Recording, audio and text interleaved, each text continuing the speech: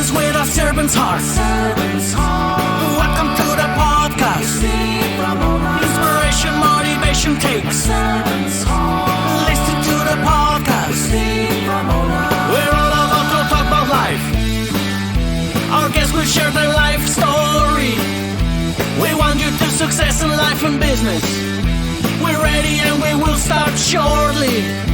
We're gonna talk about life. We're going to speak on business. You're gonna shine bright. We are going to witness business with a servant's heart. With hosts Steve, Ramona, and Ray. Inspiration, education talks. Listen to the podcast.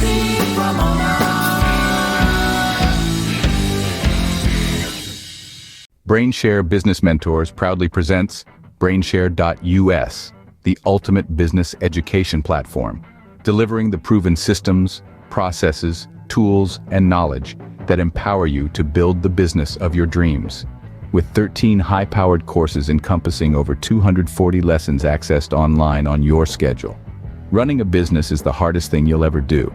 We've helped thousands of business owners gain the leadership, communication, and business skills needed to build the business of their dreams. We can help you. Choose your learning path.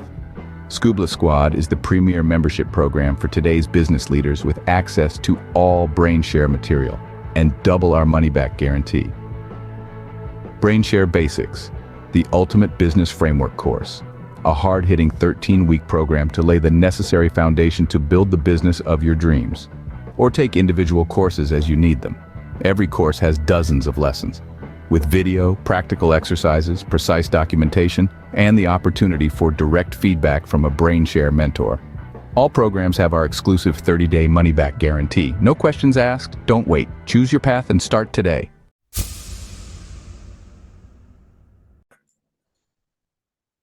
Welcome, everyone, to Doing Business with a Servant's Heart podcast. Doing business and life with a purpose, or in this case, we're going to talk about your why. Serving others and achieving success. I'm your host, Steve Ramona. We created this show for you because we want everyone to be motivated, inspired, and educated to learn how to do business and live life to make an impact in the world. I want you to think, how will you serve today? And what impact will you create today? And I want you to do that after you listen to my incredible guest. I want to thank my two sponsors, BrainShare.us, build a business that works without you. Discover how to create a self-sustaining business that thrives even in your absence. You can have a business that doesn't tie you down, and will guide you through the steps to build an enterprise that operates smoothly without your constant oversight. And PitchDB. You're looking to be a guest speaker, you're looking to be on more podcasts, you're looking to be in magazine or newspaper articles. Well, PitchDB has thousands of locations you can pitch and be a guest on one of those media outlets. I've used it and I love it. So I'm excited because she's got an incredible story, but we're going to talk about why. Some of you probably read, or hopefully all of you have read Simon Sinek, all the why books. I call them the why books. We're going to jump into it. Rooya, welcome to the show. Hi, Steve. It's been an honor to be here, your guest today. Thank you so much for having me. Thank you. And I got your name right. I practiced it, so we're good. But I'm excited to jump into this. And you mentioned why. We talked about it in the green room. Tell me your why and how you incorporate that in your life. So my why, has been an entire journey. I walked across the desert from Afghanistan to Pakistan and eventually ended up here in California. And I realized as I got older and I got married and I had 3 kids that I was really struggling with unworthiness. And it had gotten so bad that I was, in this decades depression. I couldn't keep myself awake. I was sleeping all the time. And as I tried to get myself out of that hole and heal myself, I realized that unworthiness is such a serious cause of suffering all around the world, that I wasn't the only one, and that everyone, to me, is suffering with some sort of unworthiness and lack of self-worth, and that is really causing that is preventing you from really living a life worth living, I always say. And so my research and the path that I took, I realized that self-worth starts in the heart. And in my faith, we're told that that we come from him and we shall return to him, which tells me that I am entrusted to, a source. And you can see that as a source, nature, universe, whatever, right? So I'm entrusted. It's like I'm entrusted with this child. Am I going to take good care of this child, or am I going to abuse this child? Am I going to neglect this child? And so when I recognize that I am worthy because I'm entrusted to myself and I don't even belong to myself, then I'm able to live, take better care of myself. And therefore, when I take better care of myself, I'm more likely to know myself instead of running away from myself. So Simon Sinek's golden circle starts with why, then it's the how, and then it's the what. So if you focus on the what, you're just always going to be spending a lot of money trying to convince people to sell, to buy your product, as opposed to starting with why and then allowing people to be attracted to that why, become, gaining all those loyal customers to you, and really being successful in your business. And so for me, it's just that's the success lifestyle model, is starting with why. And when you're in the what, you're in addiction, you're in people pleasing, you're suffering. But when you're in the why and you're working yourself out this way, you're actually successful all around in your marriage, in your life, in your career, in your business. And so that's basically when I was thinking about having this conversation with you, I was like, it's just amazing, the synchronicities of, me being connected to you, and then this all coming to me. This has been my model. The success model is inspired by Simon Sinek, start with why. So this is just another affirmation for me that I'm on the right path. And Great that's why message. I want Great to help message. in that way. Yeah. So how old were you when you crossed the desert? 6.5. Oh, and you weren't alone. You had a group of people there, or were you by yourself? Yes, I was with my parents Okay, and family. siblings. Yes, yes. It was So during the that, Russian. I had to run. oh, okay, yeah, wow. Where do you think the depression stemmed from? Was it the journey? And I'm asking you to be open. If you don't want to be, that's fine. But I think this is part of your why. Where'd that stem from, you think? Um, so to me, I believe it stems even in the womb of your mother, because what happens is when you, like, my mother was really young when she got married, and then she got pregnant in a row, and she was not happy, and she didn't know better. And so right away when she found out she was pregnant, she didn't want me. Not that she don't want me, but it was more like, how am I going to raise this other child? And she was already unhappy in her marriage. And so the child feels that in the womb. And what happens is the child experiences shame. And when you experience shame at a young age, your worth is directly challenged. And it leaves you feeling powerless and unworthy, because you don't have tools like language and other resources to be like, hey, I am worthy because source God made me be here. Otherwise I wouldn't have existed. You don't know how to say that. You don't even know that. So then and then because our society right now, especially, is a shaming society, we're consistently shaming each other. We're putting each other on the spot. We think we're helping each other, but really we're humiliating each other consistently. Like, calling your child out in front of guests when you're saying, hey, don't do that, or timing them out and putting them in the corner and singling them out. That's shame. And so that forever is a reinforcement of the original memory of shame. And to me, what happens is when you experience shame, because you have no language, the shame gets embedded in your body.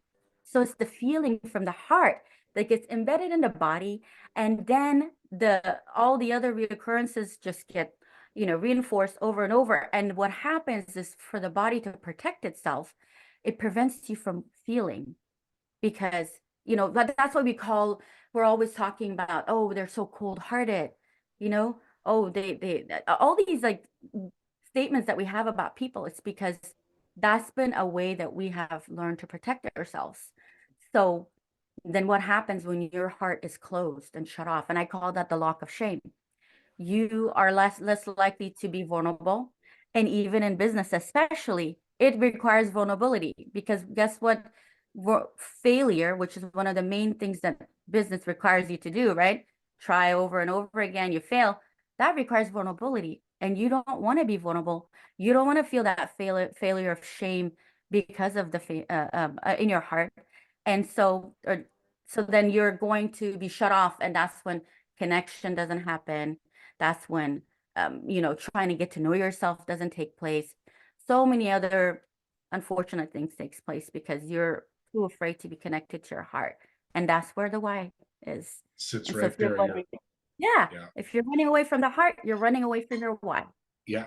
Oh, that's so well said. You said two words that are very important: loyal customer, or loyal client, loyal patient. Adding that word loyal is part of the why. But tell me what you definition of a loyal customer is. That's a very good question. I guess it's someone that keeps coming back because they're benefiting from you so much that they're willing to come back to you over and over again. Love it. And that's true. And there's more to it. This wasn't a grade school or a high school test. This was because that's what I love. And the other thing I'm going to ask you, because you're so into this why, which I love, a servant leader. What is your characteristics you feel of a servant leader? So for me, it's the servant leader is the one that is not only benefiting, but benefiting from the help that they're giving. So I grew up, one of my stories is, I don't want to be I don't want to live my life in servitude. And the servitude is done towards the what, right? So for me, it was like, if I don't believe that I'm worthy of existing, then I'm going to find all the different ways that I can show the world that I am worthy of existing, which is helping people, which is for a lot of people, it's addiction. For me, for a while, it was anger, because of when you have all these emotions bottled up inside your heart, and you can't, and you're too afraid to express it, right? Because you're afraid of being vulnerable and being shamed for it, then you're not going to, that all those emotions are going to turn into anger.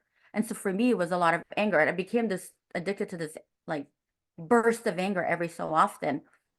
And so here I am going on tangents, and I have to try to remember to go back to your question, which That's all was right. The characteristics of a servant leader, and you've talked about it a little bit there. It's good. yes, yes. So the servant leader is the one that leads from the heart, and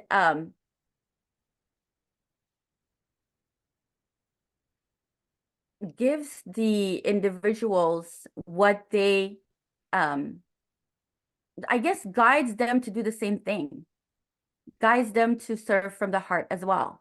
Because when I was mentioning the golden circle, and it starts with the why and the how, if you know what your worth is, then the how actually becomes your purpose, because now the way that you live your life is the how. That's your purpose. And then once you know how to live your life and who you are, then it's easier to serve in the what. And how am I going to serve it, as opposed to having these addictions that I was talking about earlier and all the other self-destructive habits. And it becomes second nature. Like I serve right away. I mean, I served you starting out. It's in my head because I practice it. And serving and gratitude and being great, that's all a skill set you got to learn. And if you don't have it, you can have it if you want, like anything else. You didn't drive a car when you were 6, but at 18, you drove a car. You learned how to do it if you so desire. One thing that the why is around this thing sits in the middle of why. Who is Rooya? Who are you? Tell me who you are, and then we can find out who your why is. So tell me who you are. So to me, I am a healer. And I that's how I live my life. I always live my life to help and heal people. And so and to be able to serve others in a way that is effective, because before I was trying to help and heal in ways that were self-destructive. Now it's like, no, I want to help and heal the whole world if I can. And I want to do it in a productive way, in a way that feeds me and at the same time helps heal others. So that's who I am at the That's heart. great because yeah, servant, you could be a servant and be very negative. There's Right. so many ways you can do it, and you got to be careful of that it's a servant, and servitude is a great word, that you're actually serving with positivity. um, are you worthy of the path you've taken since your journey of the sand and leaving Afghanistan and Pakistan and going through depression? Are you worthy of all this? Yeah, I do now I know I am worthy because Wow. that that that wanting, like Rumi has this quote, everyone was created for a purpose, and the desire for it is in their heart. And again, it's right there where the why is. So I have this immense desire to help and heal the world, to change the world. And that's what it is. Yeah, it's so powerful. You've helped some people with their journeys. Do you have any good stories to tell? Because you are a storyteller, so I'm sure you do. Tell us a story of somebody you work with in the end result. So I worked with this woman, and I'm still working with her actually, all the way in India. And she reached out to me on actually Instagram, and we worked together literally within like sessions. She went from not being able to get out of her house, dealing with a really difficult spouse that she was no longer with, and just not being the kind of mother that she wanted to with her children. And as well, she had become a servant to her desires of wanting to be seen Yeah. to her family members, and they were abusing her, mother, parents, brothers, everyone. And so every day it was just like, oh my God, like, why am I here? What's the point? And she went from that to moving out, because she was living with her mother. She moved out of her mother's home, and she went to a completely different city, which is right now in India is not an easy thing to do, and especially as a single mother. Yeah. And she went from just like, I could tell that this woman just wanted to cry all the time, to giggling. I had never heard her giggle before. And just like she has her own little mini business online at home. So she's doing great with that. I mean, I just really saw my work like right there in front of me, just taking place, and accomplishment that was amazing. And that's what I want to see more. I want to see more of those stories. You healed her soul. Yeah. And And that's that, all it is. Once yeah, a person knows their worth, that's all they need. They can yeah, take care of everything else themselves. Yeah. it's a rocket ship. I've seen it, Yeah. and it's powerful what you do. What do you think the challenges are for people that have depression but want to have their why and maybe scared of knowing what their why is because of the depression? Um, Or fear is probably a better word, not scared, but fearful of pulling some dark things out. I actually brought up a good word. So I deal with a lot with that. To me, Hmm. um, when you lack self-worth, the biggest thing that you fear is success. You're afraid of even just healing yourself is the beginning of success, because Yeah. once you heal yourself and you know your why, whether it's just having a great relationship with your husband or your kids or your family members or whoever, that's already success. And so I think that's what a lot of people lack. And I have an indirect way of healing people without them knowing it. And I recognize this in myself years ago, which is, for us, we believe that humanity was honored by God. And the moment I heard that, it was like something just stirred up inside my heart. And it was like a glimmer of hope. And then that hope grew and grew and grew. And so I live my life honoring people. And guess what? We spoke about shame. The Dr. Hmm. Martinez calls shame, says that there are, so his name is Dr. Mario Martinez, and he wrote a book, many books. And one of them is how culture affects health and longevity, mind body code. And he says that shame has a healing field of honor. So if you honor people, not only are you healing shame inside of them, but you're healing shame inside of you. And when you honor people, because shame makes you hide, the honor makes them feel seen. And so if I can put that seed in every single every single person's heart right away, and I may never see them again, I might have started their healing journey already just by doing that. Yeah, depression destroys hope. The antithesis of hope is depression, because you don't have any, and that's sad. And COVID hasn't helped us.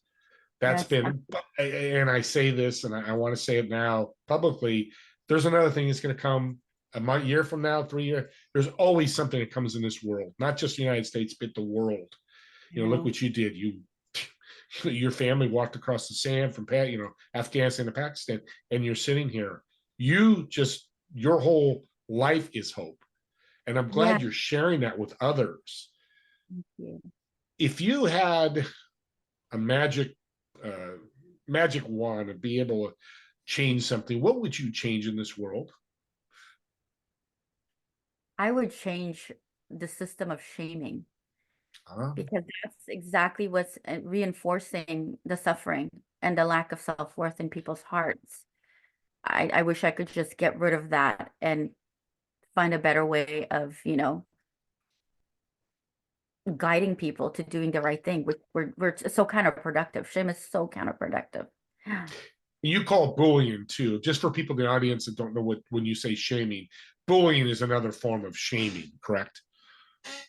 Yeah. All different ways of just sometimes, like I'm guilty of this. I used to speak about my kids right in front of them and be like, oh, I'm just so tired of them doing this and that's shaming them, because I'm not acknowledging that they're a human being, and that if they were an adult, right, I would never do that. And that adult would turn around and be like, how dare you talk about me like that, right?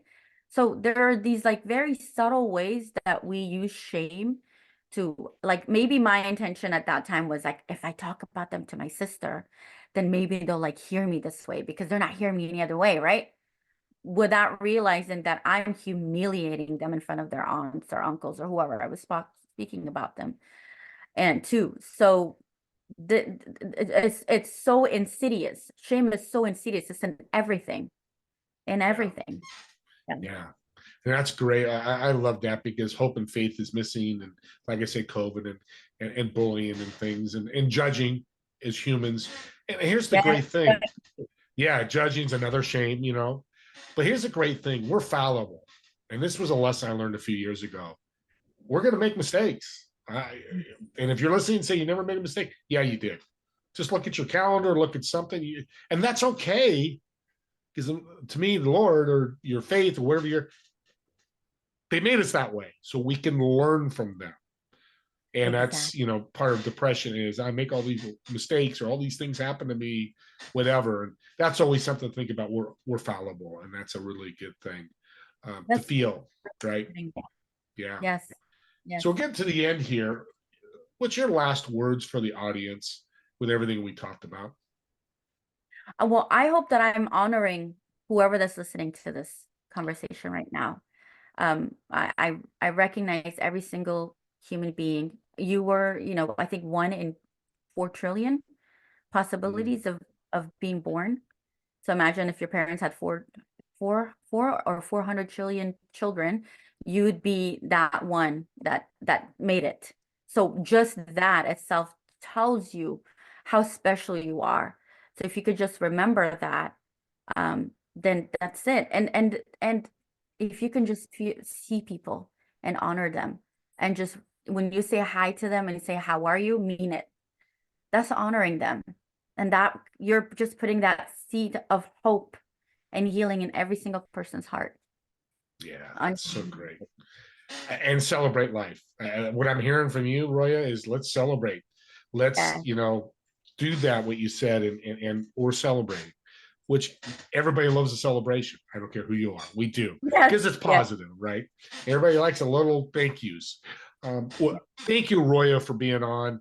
Audience, you can see why she was on the show. She has a servant's heart, and she's willing to share that servant's heart through all her, I don't want to say cash flow, but her journey of life that's been much different than mine and much more trauma, and she survived. So just listen to this and use the forward and reverse buttons on your podcast platform, whatever it is, or on YouTube. They're there for this reason, I think.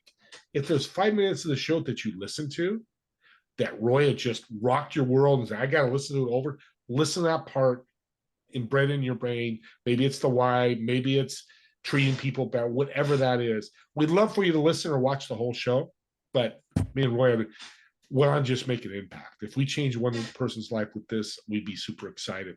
I don't want you to forget my TV show, Together We Serve, on Apple TV on Fridays at 2 p.m. Pacific, 5 p.m. Eastern. Got some swag for you, hats, t-shirts, hoodies, saying doing business with a servant's heart. Let's get that message out there and wear it proudly. And last but not least, the most important thing, I want to thank you for listening and watching, and I look forward to seeing you all in the next episode of Doing Business with a Servant's Heart.